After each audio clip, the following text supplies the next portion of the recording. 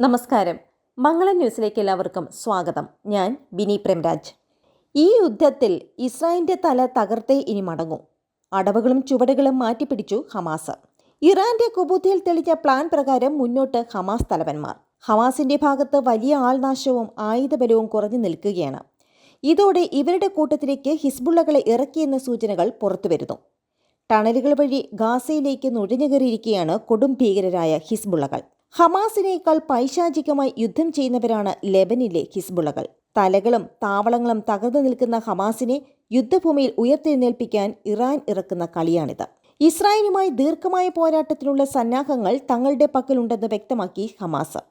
മാസങ്ങൾ നീളുന്ന പോരാട്ടത്തിനായി 35,000 പോരാളികൾ സജ്ജമാണെന്ന് ഹമാസ് മുൻ തലവനും മുതിർന്ന നേതാവുമായ ഖാലിദ് മിഷൽ അറിയിച്ചു. ദിവസം തോറും ഇസ്രായേൽ സൈനികർ മരിച്ചു വീഴുകയാണെന്നും അദ്ദേഹം സൂചിപ്പിച്ചു. ഇസ്താംബുളിൽ നടന്ന സന്ദർശനത്തിനിടെ തുർക്കി മാധ്യമമായ എനി സഫാക്കിന് നൽകിയ അഭിമുഖത്തിലാണ് ഖാലിദ് മിഷൽ ഹമാസിന്റെ മുന്നൊരുക്കങ്ങളെക്കുറിച്ച് വെളിപ്പെടുത്തിയത്. ഹമാസിന്റെ ഭാഗത്തുനിന്ന് ഇങ്ങനെയൊരു ചെറുത്തുനിൽപ്പ് ഇസ്രായേൽ പ്രതീക്ഷിച്ചിരുന്നില്ല.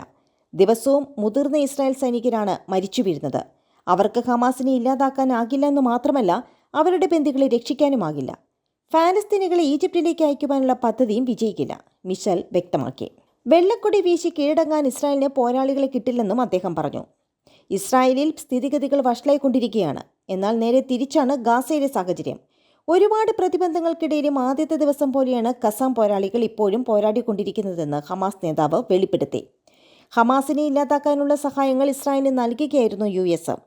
എന്നാൽ അതിന്റെ തിരിച്ചടി നേരിട്ടുകൊണ്ടിരിക്കുകയാണവർ. ഗസയിലെ സിവിലിയന്മാരുടെ മരണം നിരന്തരം അന്താരാഷ്ട്ര തലത്തിൽ പരാമർശിക്കപ്പെടുന്നു.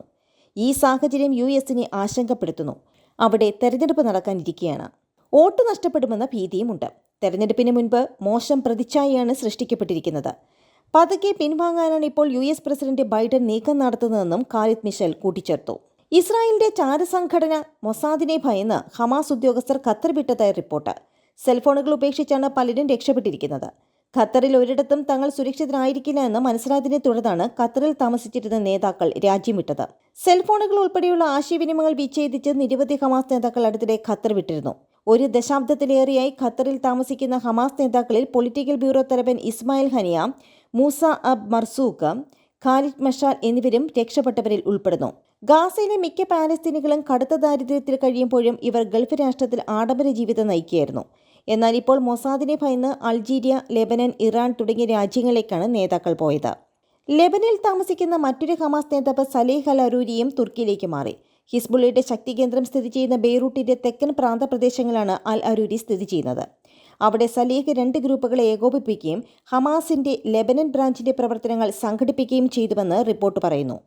ഖത്തറിലും തുർക്കിയിലും എവിടെയായാലും ഹമാസിന്റെ നേതാക്കളെ ഇസ്രായേൽ ഉന്മൂലനം ചെയ്യുമെന്ന് ഇസ്രായേൽ സെക്യൂരിറ്റി ഏജൻസി മേധാവി റോണർ ബാർ ഡിസംബർ 3 പറഞ്ഞിരുന്നു. അതിന് പിന്നാലെയാണ് ഈ പ്രയാണം. സാലിഹ് അൽ അരൂരി അടക്കമുള്ള നേതാക്കൾക്ക് രക്തസാക്ഷിയായി മരിക്കുവാൻ ഭയം വന്നിട്ടുണ്ടെന്നാണ് സൂചന. ഇതിനിടെ ഗാസയിൽ വിവിധ സ്ഥലങ്ങളിൽ ഇസ്രായേൽ സൈന്യവും ഹമാസും തമ്മിലുള്ള ഏറ്റുമുട്ടൽ രൂക്ഷമായി തുടരുന്നതിനിടയിൽ ആക്രമണം മയപ്പെടുത്താനായി ഇസ്രായേലിനുമേൽ US സമ്മർദ്ദം ശക്തമാക്കി. വടക്കൻ ഗാസയിലെ ഷജയ അടക്കം 5 പട്ടണങ്ങളിലും സെൻട്രൽ ഗാസയിലെ മഗാസിയിലും തെക്കൻ ഗാസയിലെ ഖാൻ യൂനിസിലുമാണ് നേർക്കുനേർ യുദ്ധം തുടരുന്നത്. ഖാൻ യൂനിസിലെയും റഫേലെയും ആശുപത്രികളിലെത്തുന്ന മരിച്ചവരുടെയും പരിക്കേറ്റവരുടെയും എണ്ണം വർദ്ധിച്ചു. റഫേൽ വീടുകളിൽ ഇസ്രായേൽ ബോംബിട്ടതിനെ തുടർന്ന് 4 പേർ കൂടി കൊല്ലപ്പെട്ടു. റഫയുടെ കിഴക്ക് ഈജിപ്റ്റ് അതിർത്തിയോട് ചേർന്ന സ്ഥലങ്ങളിൽ ഇസ്രായേൽ കനത്ത ഷെല്ലാക്രമണവും നടത്തി. ഖാൻ യൂനിസിൽ അൽ ജസീറ TVയുടെ 2 മാധ്യമ പ്രവർത്തകർക്ക് പരിക്കേറ്റു. ദിവസങ്ങളായി കനത്ത ഏറ്റുമുട്ടൽ തുടരുന്ന ഷജയ പട്ടണത്തിൽ ഹമാസിന്റെ താവളം തകർത്തതായി ഇസ്രായേൽ സൈന്യം അവകാശപ്പെട്ടു. ഇവിടെ ഏറ്റുമുട്ടലാണ് കഴിഞ്ഞ ദിവസം 2 കേണൽമാരടക്കം 9 ഇസ്രായേൽ സൈനികർ കൊല്ലപ്പെട്ടത്. അതേസമയം ഗസയിൽ ഹമാസുമായുള്ള കരയുദ്ധത്തിൽ 2 സൈനികർ കൂടി കൊല്ലപ്പെട്ടതായി ഇസ്രായേൽ പ്രതിരോധ സേന അറിയിച്ചു. കരയുദ്ധം തുടങ്ങിയത് മുതൽ കൊല്ലപ്പെട്ട ഇസ്രായേൽ സൈനികരുടെ എണ്ണം ഇതോടെ 121ആയി. ജെറുസലേം സ്വദേശിയായ മാസ്റ്റർ സെർജന്റ് ജോസഫ്, അവ്നർ ഡോറൻ, രമൽ ഈഷായിൽ നിന്നുമുള്ള സെർജന്റ് മേജർ ഷാലേവ് സാൾട്ട്മാൻ എന്നിവരാണ് മരിച്ചത്. വെടിനിർത്തലിനും ദീർഘകാല സമാധാനം സ്ഥാപിക്കാനുമായി ചർച്ച നടക്കുന്നതിനിടയിൽ ഗസയിലുടനീളം ഇസ്രായേൽ കനത്ത വ്യോമാക്രമണം തുടരുകയാണ്. മധ്യ തെക്കൻ ഗസയിൽ ഇസ്രായേൽ ആക്രമണത്തിൽ 12 പേർ മരിച്ചതായി അൽ ജസീറ റിപ്പോർട്ട് ചെയ്തു. വെസ്റ്റ് ബാങ്കിലും ഇസ്രായേൽ സൈന്യം റെയ്ഡ് തുടരുകയാണ്. അധിനിവിഷ്ട വെസ്റ്റ് ബാങ്കിലെ നൂർ ഷംസ് അഭയാർത്ഥി ക്യാമ്പിൽ നടത്തിയ വ്യോമാക്രമണത്തിൽ 2 ഫലസ്തീനികൾ കൊല്ലപ്പെട്ടു. ഇവിടേക്ക് ഇസ്രായേൽ സൈന്യ ആംബുലൻസുകൾ കടത്തിവിടുന്നില്ല.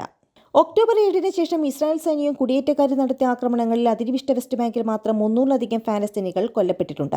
ബന്ദികളുടെ മോചനത്തിന് ഹമാസുമായി ചർച്ചകൾ നടക്കുന്നുണ്ടെന്ന് ഇസ്രായേൽ പ്രധാനമന്ത്രി ബെഞ്ചമിൻ നെതന്യാഹു തന്നെ വ്യക്തമാക്കിയിരുന്നു. ഇസ്രായേൽ രഹസ്യാന്വേഷണ വിഭാഗം മേധാവി ഡേവിഡ് ബർണി ഖത്തർ പ്രധാനമന്ത്രി മുഹമ്മദ് ബിൻ അബ്ദുൾ റഹ്മാൻ അൽ താനുമായി നോർവേ തലസ്ഥാനമായ ഓസ്ലോയിൽ കൂടിക്കാഴ്ച നടത്തി. 3 ബന്ദികളെ സൈന്യം അബദ്ധത്തിൽ കൊലപ്പെടുത്തിയത് ഇസ്രായേലിൽ കനത്ത പ്രതിഷേധത്തിനിടയാക്കിയിട്ടുണ്ട്. ഖരയുദ്ധത്തിൽ കനത്ത തിരിച്ചടി നേരിടുകയാണ്. എങ്ങനെയും ബാക്കി ബന്ദികളെ മോചിപ്പിക്കുവാൻ ചർച്ചകൾക്ക് തയ്യാറായതിന് പിന്നിലും ഇതാണെന്ന് വിലയിരുത്തുന്നു. നന്ദി, നമസ്കാരം.